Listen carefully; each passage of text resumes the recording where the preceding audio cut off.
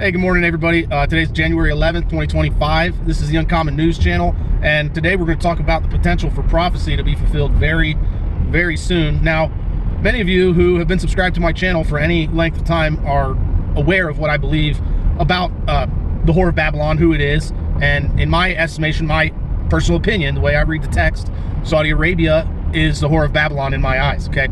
And there is indications that she is about to be destroyed.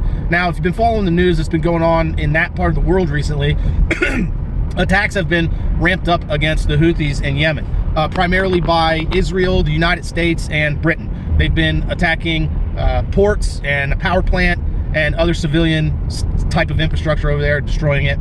And so just the other day, a senior Houthi official, Abdullah al-Naami, went on Iranian press TV and was threatening Saudi Arabia if they joined the fight, that Yemen was going to strike them.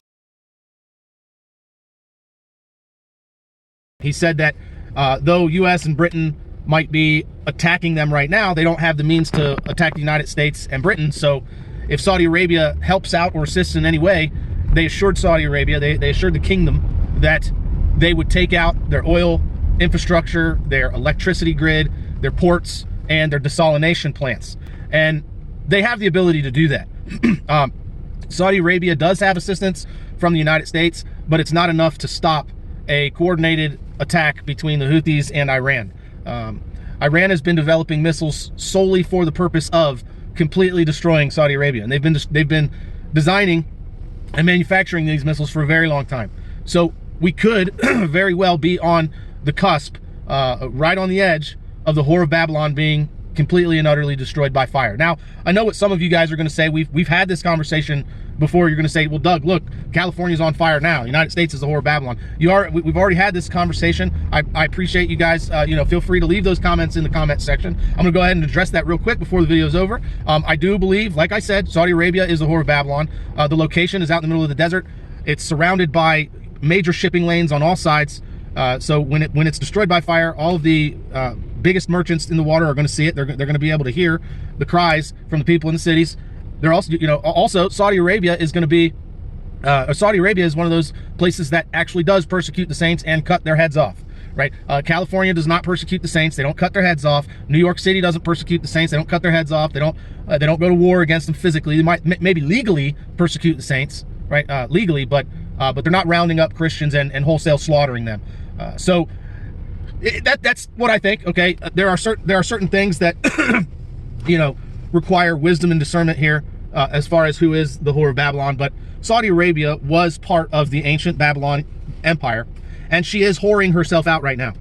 She's whoring herself out with the nations, and all the nations surrounding her, who are also part of that beast. They're going to devour her. They're going to throw her off of their back. She's no longer going to be in control in the region, which she has been, and she's going to be left completely and utterly bare. And I think it will be at the hands of Yemen and Iran. So either way, guys, you can take my my opinion for what it is. It's an opinion. Nevertheless, there are many indicators that Saudi Arabia is about to be utterly destroyed because the Houthis, the only way that they can fight initially is by attacking infrastructure with missiles and drones, which are supplied by Iran. And I do believe that once it gets started, Iran might very likely to join the conflict and then sack the oil. So we'll see what happens from here. I wanted to just point that out to those of you who are watching the signs of the times, those of you who are waiting for the return of Christ. This is just one of those things that indicates we are much closer to his second coming. And I want you to remember that there will be false messiahs in these days. There will be false Christs. But do not follow anyone that says, look, there's Christ. He's over here in the desert. Or look, this guy over here is claiming to be Christ or whatever. No, when Jesus comes the second time, he's coming in the clouds and the whole world will see him. All right. You will know when he's returning, because there will be no disputing it. Everyone will see him coming in the clouds. Okay. It's not going to be like, oh, there he is over there, or there he is over there. And he told you these things.